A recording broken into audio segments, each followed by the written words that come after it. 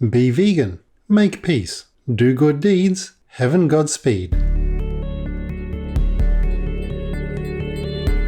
Our programs offer many languages. Please visit suprememastertv.com/schedule. In Genesis chapter 1, verse 29, the very first diet given to humanity, to Adam and Eve specifically, but it's for all of humanity, was a purely plant-based diet. Please continue watching to find out more. Paying for someone else to brutally take their life by force when they do not want to die during the Christmas season, or indeed at any other time of year, is morally and ethically wrong. Jen Armstrong, Vegan Queen V, vegan.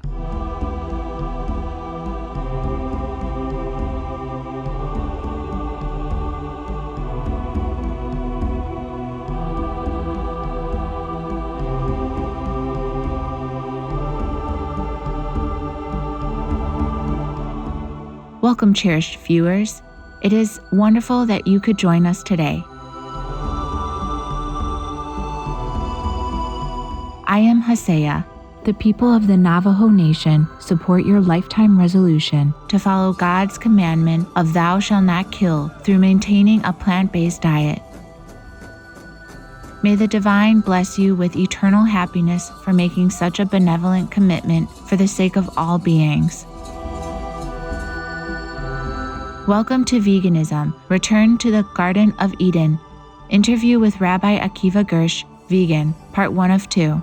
I believe that there's an urgent need for change in the Jewish community and in the world. I really see veganism as one of the most important issues of our time, because what we eat and how we eat and the food choices that we make are impacting almost every single level, realm, sector of life, of the planet, of reality. And that's why I focus on it so much, because I feel like if we could really put our heart and our soul into what we're eating, that heart awareness and that soul attention into what we're eating and make those proper changes, we could literally change the world. And we could also avert major disaster in this world. There's an ancient teaching in Judaism that says, if not me, then who? And if not now, then when? So it's us and it's now. These are the inspirational words of Rabbi Akiva Gersh, vegan, a passionate educator, writer, and compassionate leader, originally from New York, USA. At the age of 19, God awakened him to the suffering of the animal people and the destruction to the environment caused by the animal people industry, leading him to change to the vegan diet. His life's journey later took him to Israel, the birthplace of Judaism, where he currently resides. This awakening of his eyes, mind, and heart led to his work as a devoted Jewish educator on the connection between Judaism, the environment, animal welfare, and veganism, which has touched the hearts of thousands of students worldwide. Over the past 20 years, the dedicated rabbi has gathered a wealth of Jewish holy teachings which support the plant-based diet and animal welfare to show people that Judaism has supported compassion for all beings since ancient times. Inquisitive viewers, let us start with some Jewish spiritual gems which Rabbi Akiva Gersh shares with us on why we should follow the heaven-made vegan diet. There's 4 major reasons from a Jewish perspective to be vegan today. First one is a law called Tsar Baalei Chaim, which is a law from the Torah that you're not allowed to cause pain and suffering to animals. How are the animals being raised? What are the conditions in which they're being raised, in which they're living? And we all know they're horrendous, they're horrible, they're embarrassing that we as humans would do such a thing to other godly creatures. So that's against the Torah, this pain and suffering. That's number 1. Number 2 is another law called Bal Tashchit, which is basically not wasting resources. It's a very, very progressive law thousands of years ago about being so careful and meticulous about how we use the resources that God put in this world. And of course, if you look at how animals are raised and the tremendous amount of water and food, which farms that are used to raise these animals, and all the pollution that is caused as a result to the air and to the water and to the soil, directly breaking a Torah commandment, Bal Tashchit.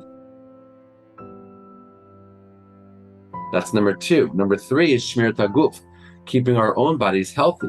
Judaism is very, very clear, and there's extensive laws about our own health in Jewish law. But if someone lives a life of eating a certain way that's very, very heavy on meat and dairy and eggs, the research has already been done that links that kind of living and that kind of eating to serious health issues and diseases. So, and we have a mitzvah, we have a commandment from the Torah. God commanded us, take care of your bodies, right? Because I gave you the body so that your soul can be in the world and do what you came here to do. And the fourth reason is a spiritual reason. There's a lot of teachings in Judaism that emphasize our spiritual health. And within that, we are what we eat. And the food that we put into our bodies will affect our beings, our thoughts, our feelings, our actions, and our spiritual state. Everything that we eat has these sparks of holiness in them. And when we eat with proper intention and mindfulness, we elevate these sparks, we release these sparks, and this helps us spiritually fix the world. Rabbi Gersh now expounds on the original diet of human beings, the plant-based diet in the Garden of Eden, as explained in the book of Genesis.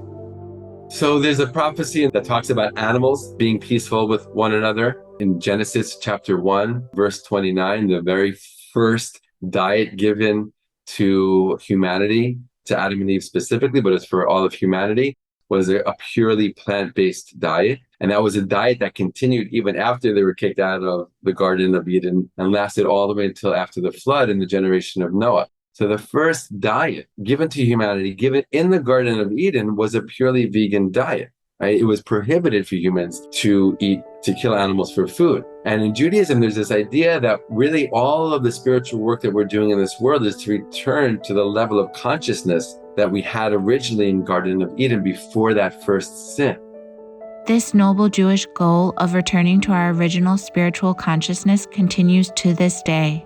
So if we are trying to return to the Garden of Eden, doesn't it make sense that we're also going to return to that diet? And if the Garden of Eden was this idealistic, perfect kind of world, and God gave us a plant-based diet there, doesn't that tell us something about what kind of diet we should be eating today? So that's one major teaching. And there are rabbis throughout the generations who, in a very strong manner, really talk down on killing animals for meat. And one of the most recent rabbis who really strongly and vividly talked about this was actually the very first chief rabbi of the modern state of Israel. His name was Rabbi Avraham Yitzchak Kook. And he wrote a lot about animal welfare. And the question is, like, how can we imagine that we're not going to return to this diet one day?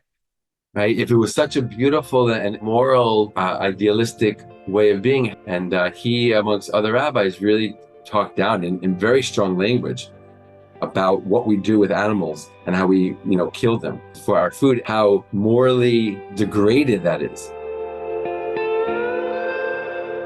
With his deep knowledge of Judaism, the benefits of veganism, and the perils of animal people flesh eating to the environment, the compassionate rabbi, through patience and love, shares with us how he conveys this information to people everywhere.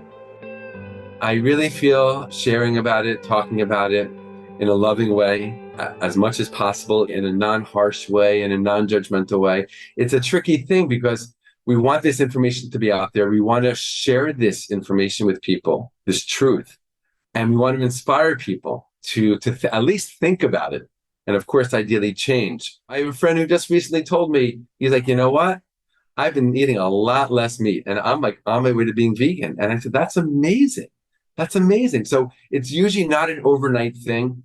And we have to have patience, and we have to have love. And sometimes it's hard because we want to, just shake people up and say, look what's happening and look what we're doing. But I think we have to have patience and that love, and hopefully that will help to open people's hearts. I like defending veganism from a Jewish perspective. That's my major challenge. They're my people, they're my nation. I love them so much, to share my responses with them in a way that, one, will answer them, and two, hopefully inspire them to think more deeply about this. Our immense gratitude to Rabbi Akiva Gersh, vegan, for sharing with us the Judaic teachings that emphasize the original intent of plant-based living. For more information, please visit akivagersh.com. Yeah, continue with being non-vegan and making war, because otherwise, hells will be empty without you and all your followers. Peace-loving viewers, Thank you for your company today. Please join us tomorrow for the second part of this interview. Coming up next is Happiness is Where the Heart Is, a New Year celebration with Supreme Master Ching Hai, vegan, part 2 of 6, right after Noteworthy News. May all people open their hearts and turn vegan for the benefit of all beings on this planet. Be vegan, make peace, do good deeds. Hell not reach. Our programs offer many languages. Please visit suprememastertv.com/schedule and suprememastertv.com/VR. Nos programmes offrent plusieurs langues. Veuillez visiter suprememastertv.com/schedule et suprememastertv.com/VR. Nuestros programas ofrecen varios idiomas. Visiten suprememastertv.com/schedule y suprememastertv.com/VR. మా కార్యక్రమాలు అందచేస్తున్నాయి అనేక భాషలలో. దయచేసి చూడండి suprememastertv.com/schedule మరియు suprememastertv.com/VR.